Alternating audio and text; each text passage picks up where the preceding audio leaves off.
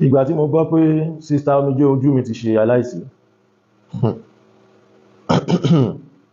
kí Ọlọ́run bá wa fọ̀run kẹ́ wọn, mo dẹ̀ rí pé every blogger náà post ẹ̀ tán wíṣì wọn, kọ́lọ́run má jẹ́ kí a fi kú lókìkí.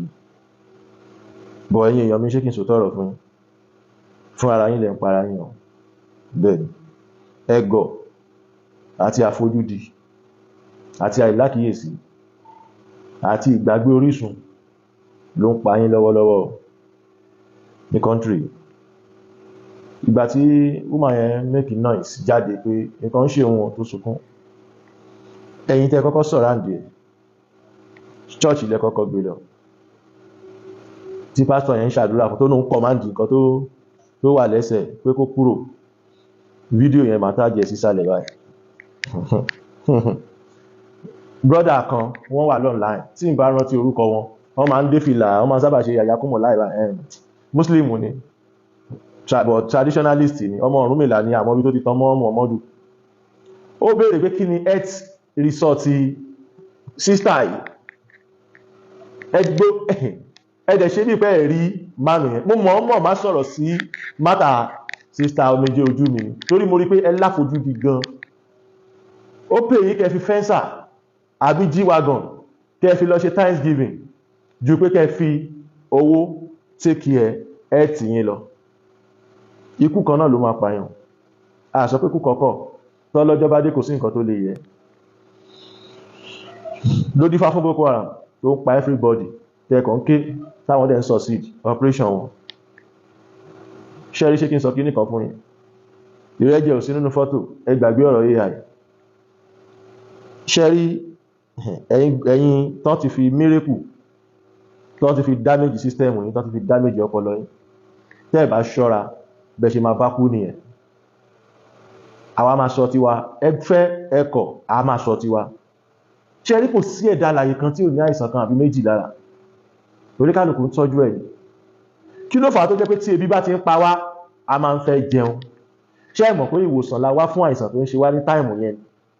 Kí ló fà á tó jẹ́ pé tí ọ̀fun bá ń gbẹ wá a máa fẹ́ mu omi? Kí ló dé tá a sọ pé Olúwa o, ọ̀fun tó ń gbẹ mí mo fẹ́ kó end? Ẹ jẹ́ ká get out of stupidity. Wọ́n sọ pé onígbàgbọ́ lẹ́ni, pé Kírísítẹ́nì ni. Ká ti ẹ̀gbà pé ẹ̀yin kọ́ ló nígbàgbọ́, àwa gangan tá jẹ́ ọmọ aládé, ọmọ Oòduà, àwa gangan ló nígbàgbọ́. Nítorí pé a gbàgbọ́ nínú gbogbo ohun tọ́lọ́run dá látara ewé, egbò, ẹranko àti gbogbo nǹkan láyé. But ìgbà tẹ́yin fẹ́ gbàgbọ́ ti yín, ẹnìkan kú fún yín, ó ti kó ẹ̀ṣẹ̀ yín lọ, pé kódà kò sí ẹ̀ṣẹ̀ mọ́ láyé. Ta ló wá ní èrè ẹ̀ṣẹ̀ tẹ́ ń jẹ lọ́wọ́ yìí? Ta ló ní ìyà tẹ́ ń jẹ lọ́wọ́ yìí? Ta ló create ẹ̀ fún yín? Ṣé ẹ ṣẹ̀ṣẹ̀ create ilé brand new one? Ìgbà tẹ́ tún máa wí tán, ẹ̀ tí wá sọ pé Olúwa kò fẹ́ kú ẹlẹ́ṣẹ̀ lẹ́yìn kó ronú kó wàdà. Ṣe bẹ́yàn kan ti kú ó ti kẹ́ṣẹ̀ yín lọ. A ní kẹ́ stop dìdìrín tẹ́ ń ṣe sẹ́, dìdìrín pátápátá lẹ́ ń ṣe. Máa yẹn sọ pé òun control àìsàn. Ṣé rí àdúrà, prayer tẹ́ ń pè ní prayer, àdúrà abéèrè ní lọ́dọ̀ àwa Yorùbá, lọ́dọ̀ àwa aládé, abéèrè làwa ń pè, ìwúrí làwa ń pè. Kò lè solve sickness yín. Mo rántí ọjọ́ tí wọ́n send video fọ́tò woman kan sí mi tó kú sí MFM. Mo ní mi ní ṣe program lórí ẹ̀ láíláí. Ẹ rí pé mo stop àti máa bú àwọn pastor ni torí ẹ̀yin ọmọ ìjọ ni, torí mo rí pé ẹ foolish. Wọ́n ti da system yín rú, wọ́n ti bayé yín jẹ́ sínú miracle. Mo ń ta àgbo, mo ń ta ọṣẹ, màá máa sọ fún yín lọ́la pé kò sí miracle kankan nínú ẹ̀. But torí nǹkan tí mo sọ yẹn, ẹlòmíì máa sá. Ẹ like, ẹ nífẹ̀ẹ́ ẹ̀tàn. Ẹ̀yin èèyàn, ẹ nífẹ̀ẹ́ ẹ̀tàn gan. You love lies. Ẹ̀dẹ̀ ń para yín, nǹkan ṣe yín. Máa yín pariwo kí ni health result yìí, máa lady kó pọ̀ mọ̀ nǹkan tó ń ṣe pé òun lè help ẹ̀. Káàtì ẹ̀gbà pé mi lè sọrú ẹ̀ torí tó bá lówó gan tẹ́lẹ̀ mi lè ṣiṣẹ́ fún ẹ̀. Gbóhun tó fẹ́ lọ rí, àwọn lè lọ opportunity, bóyá wọ́n lè ní ìyàwó tó ń ta ewé ọmọ àbí nǹkan, èmi ò ní. Gbogbo nǹkan tí bá fẹ́ ṣe máa lọ rà ní, tó mi ò ní, èmi ò l'opportunity àti ṣe nǹkan fún yàn ní ọ̀fẹ́ bẹ́ẹ̀. Bọ́ṣẹ́ rí, tó bá sọ fún yàn lọ́sibítù pé má lo àgbo, wọ́n tàn ẹni o. Bí mo ṣe wà yìí, mi ò láìsàn kankan lára. Bẹ́ẹ̀ mi ò ní àìsàn kankan lára o. Bóyá agídí téèyàn bá lágídí, bóyá àìsàn ni, mo lágídí o. mo dẹ̀ ní school ṣì lórí gidi tó yẹ pé mi nígbà tó bá fi lọ̀kú lọ́lọ́ mi ò nígbà. Ẹ̀yin èèyàn mi, kí ló dé tí ẹ ń fi oògùn inú rún wo torí fífọ́? Ṣé ẹni tó kọ̀máǹdì àìsàn ìwèrè tó lóun kọ̀máǹdì àìsàn lọ́jọ́ yẹn ń sìn, ṣé àìsàn yẹn wá kúrò lára lédi yẹn, òun ló padà pa á? Ẹni kó fọkàn balẹ̀ pé Olúwa ń bẹ lẹ́yìn ẹ̀, téèyàn dẹ̀ síkì tó dẹ̀ ń pariwo pé gbàmígbàmí. Ẹ ti yẹ kẹ́ sáré gbé lọ lé babaláwo, ẹ ti yẹ kẹ́ sáré gbé lọ lé oníṣègùn, ẹ ti yẹ kẹ́ lọ gba àgbo oríṣiríṣi fún. Ẹ wá jókòó lórí faith. Mo mọ̀ pé bó ṣe kú yẹn báyìí sìn, ẹ wá mí kanlẹ̀. Ọpọlọ díẹ̀ nínú yín máa tún ṣí pé ṣé ìṣe pé ń para yín lọ lélẹ̀. Fibroid ló pa celebrity Chinchin, ọmọ tó fáìn tó rùmúrùmú, ọmọ kékeré yẹn, TikTok kìíní. Fibroid ló pa. Fibroid tó yẹ pé tí n bá to àgbo ẹ̀ ń bí, wàá yà á dànù ni. Ò ní yà á dànù pé. Fibroid ló pa celebrity Chinchin. Fibroid. Mo wọ́n máa post gbogbo recipes àwọn èèyàn mọ̀. Tí bá ti rí nǹkan tó pa ẹ́, tí bá ti rí pé nǹkan tí ò necessary ni màá ó gọ̀ ni. Ó mọ̀ fẹ́ gọ̀ kú láyé ẹ̀ ni. Má tọ́jú ara ẹ̀. Jẹ́ kí dókítà kan tó lọ ní ìmọ̀ ìwé, tó lọ ń kàwé.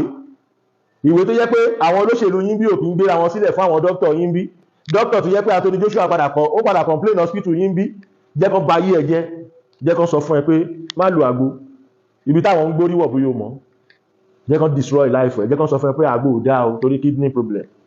Àgbo kidney problem. Ẹ̀yin náà wọ ọpọlọ yín. Kí ló fi sínú àwọn kìíní tó ń tà fún yín ní hospital yẹn? Kí ló wà bẹ́ẹ̀? The same àgbo yẹn náà ni. Wọ́n wá ṣe pélébé fún yín. Wọ́n á tún wá tà lówó tó wà expensive fún yín. But ẹ nígbàgbọ́ nínú yẹn. Àìsàn tó bá ti hospital wò tó tẹ́ bá ti di pé kò sí solution bẹ́ẹ̀ ẹgbàna spiritual lọ. You can never cancel spiritual. Because when you said you want to use religion cancel spiritual, ẹ fẹ́ máa fi para yín bẹ́ẹ̀ ṣe ń kú lọ díẹ̀díẹ̀ yìí.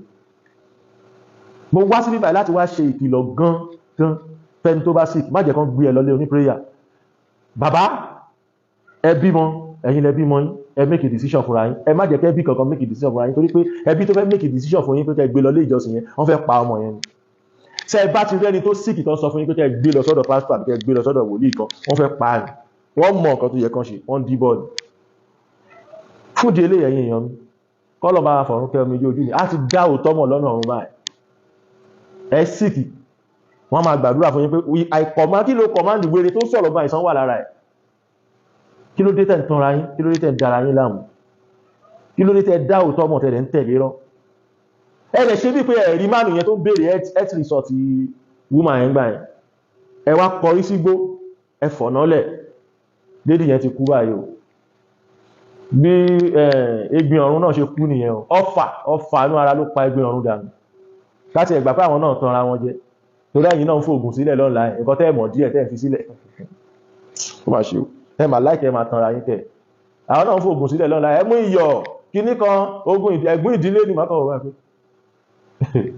A máa ń gùn yín lọ́la yẹn lóríṣiríṣi. But ṣẹ́rí tó bá pẹ́ ẹ lọ́pọlọ. Gbogbo ẹ̀yin wèrè tẹ́ máa wá sọ́dọ̀ mi pé ẹ ti náwó náà ẹ má wà ráwọn ẹ ti náwó kan lọ́dọ̀ mi máa fún yín lépè o. Ìyẹn ọ̀kan mi o torí èmi kọ́ mo kó bá èmi kọ́ mo ní kò gbọ́ o.